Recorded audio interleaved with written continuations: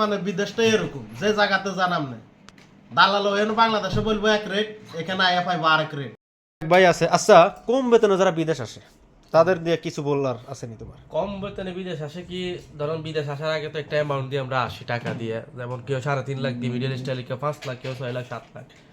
তো যে কোনো কোম্পানিতে আসক সর্বপ্রথম তাকে জিজ্ঞেস করতে হবে কোম্পানির ফেসিলিটি কি এবং কি বেতন কত কি আসে বিষয়। কারণ কি, আপনি যদি এখন 25,000 টাকা বেতনের এখানে আসেন, আপনি বিদেশের বাড়িতে ম্যাচ খাওয়া আছে, ম্যাচ আছে, কোম্পানি রুম দিল, অনেক ভাই কোম্পানি আপনার খানা দেয় না, নিজে খানা দানা খাইয়া তার ক টাকা বাঁচে, কিছু তো নিজের দায়িত্ব হইব।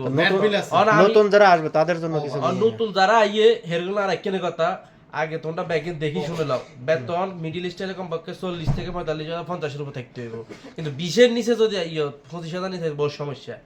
আচ্ছা, আমি একটা বাইর থেকে শুনলাম, মানে আর একটা ভাই এখানে। আচ্ছা, তোমার কি বলার আছে এখানে? কম বেতনে যারা বিদেশ আসে তাদের জন্য কি কিছু বলার আছে তোমার? আছে, বলার আছে। কি আছে বলো একটু। কম বেতনে আসলে অনেক সমস্যা। কি কি সমস্যা হইতে পারে? যে সমস্যার মধ্যে আমিও বর্তমানে আছি। আমারও অত কোনো তেমন বেতন না, আমার অল্প সামান্য কিছু বেতন। 20-30 হাজার 40 হাজার হইলো এখনকার বর্তমানে কিছুই হয় না। নিজে খাবো কি, যেমন আমি আর একটা কথা অ্যাড করি, যেমন আমি একটা কথা অ্যাড করি, যারা সৌদি আরবে যাইতেছে আপাতত, যেমন মনে কর 500 টাকা বেতনে যাইতেছে, তাদের জন্য কি বলনি? এই যে সৌদি আরবে যারা 500 টাকা বেতন, 500 টাকা দিবে, 500 টাকা বেতনে যারা যায় ওরা তো হলো পাগল, একবারে পাগল। পাগল ছাড়া কোনো ভালো মানুষ যাইতো না, সুস্থ মানুষ যাইবো না। আমাদের এখানে কত হলো কি, এই যে 500 টাকা বেতনে যায়, আমার মা ভাই বোন যা আছে সবারই, আমি যদি 500 টাকা বেতনে যায়, 500 টাকাতে 34 টাকা গুণ করলে 16,000 টাকা, 16,000 টাকা আমি দেশে ইনকাম করতে পারি। যেখানে একটা কাজ করলে রোজ যদি কাজ করি কোনো জায়গায়, মাসে 15 দিন, তো 16,000 টাকা ইনকাম করা যায়। তা আমি 16,000 টাকা মা বাবা ছেড়ে যাবো কেন? 1,000 টাকা বেতন হইলো তো পোষায় না, এটাও লস। 1,000 টাকা বেতনে যে টাকাটা আসে, 1,000 টাকা হলো দেশও কামান যায়। বিদেশে 1,000 টাকা হলো মোটামুটি একটু একটা মানুষের হয়তো চলে, মোটামুটি চলে। ভাই হয় না, বহুত খরচ, অনকা খরচ। মানে এখন আপনাদের কি বলার, যে এখানে যারা কম বেতনে বিদেশ আসতে চায় তাদের জন্য কোনো কিছু বলার আছে? এই আইলে আমাকে মতন পরিস্থিতি হইব, কষ্ট করুন লাগবে, বহুত কষ্ট, মেহনত করতে বলার মতো। আরেকটা ভাই আছে এখানে, এইখানে তার বক্তব্য শুনুন। ভাই গেছে বিদেশ, হ্যাঁ, প্রায় 3.5 লাখ টাকা দিয়া, 3.5 লাখ টাকা আমার খালাতো ভাই গেছে। তো হ্যাঁ, বেতন ধরে নিছে, একটা কইছে যে 1,000 টাকা স্যালারি গেলে পাইবো, মানে সৌদি রিয়াল 1,000 রিয়াল। তো হ্যালো গে দে 650 টাকা। এটা কিভাবে সম্ভব? আজকালকার বাজার 650 টাকা কি হয়? 650 টাকা স্যালারি। এই দালালে, মানে দালাল কথা আছে না, যে দালালের সবকিছু আগে যাই না বুঝে তারপরে যাইতে হইব।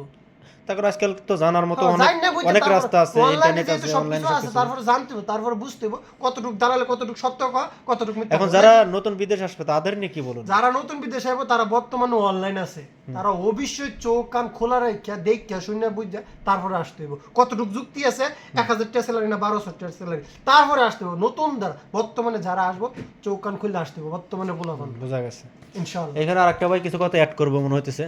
এখন অ্যাড করলাম কি, আবার তো কথা একটাই, ওই যে দেখেন আবার ওই যে লাস্টের সিট একটা আছে কম বেতনে। এখন এটা মাস শেষ হলে কি হয়, স্যালারিটা আসলে আমাদের কম বেতন, মানে আমরা আছি আর কি একটা সীমিতের ভিতরে। আলহামদুলিল্লাহ 100 টাকা হালাত চায়। আমি তারে জিজ্ঞেস করছি, দার চায়, আমি তারে জিজ্ঞেস করলাম তোমার সমস্যাটা কি, প্রত্যেক মাসে তুমি 50 টাকা 100 টাকা কয়, ভাই আমার দালাল হয়ে গেছে, এখানে বেতন আমার 1200 রিয়াল, অনিনে দেখি 700 রিয়াল বেতন। তখন এই জন্য কইতেছি, নতুন যারা আইও, সৌদি যাও, কাতার যাও, যে দেশে যাও, যার যেখানে দিতে গেছে যাও, সমস্যা নাই, কিন্তু দেখি শুনি তোমার বিদেশে আইতে হইব, নাহলে তুমি পরে ফাঁসে যাইবা ভাই। তুমি দেখি শুনি। বিশেষ করে যারা দালাল চক্র আছে, তারা যারা মিথ্যা কথা না বলে, আর দালালের দোষ দিয়ে তো লাভ নাই। এখন বর্তমানে বিদেশটা এরকম, যে জায়গাতে জানাম না দালাল বাংলাদেশে বলবো এক রেট, এখানে আইএফআই আরেক রেট। তার হেগো দোষ দিয়ে লাভ আছে নি। তা নতুনদেরকে কি বলবেন এখন লাস্ট? এখন নতুন ওগুলো আর কি বলার আছে, যারা আসতে চাইতেছে আর কি, আসুক, সমস্যা নাই, আসলো দেখে শুনে আইতে হইব, এটাই নসিবে যা আছে পরে তাই হইব, আলহামদুলিল্লাহ, এই আর কি। আর এমনি অন্য কিছু বলার নাই, নসিব। আচ্ছা, সবাই ভালো থাকবেন। সবার কাছে কিছু কথা শুনতে পেলাম, যারা আমরা বিদেশে আছি, সবাই যারাই বিদেশ আসবেন তারা ইনশাআল্লাহ দেখে শুনে আসবেন।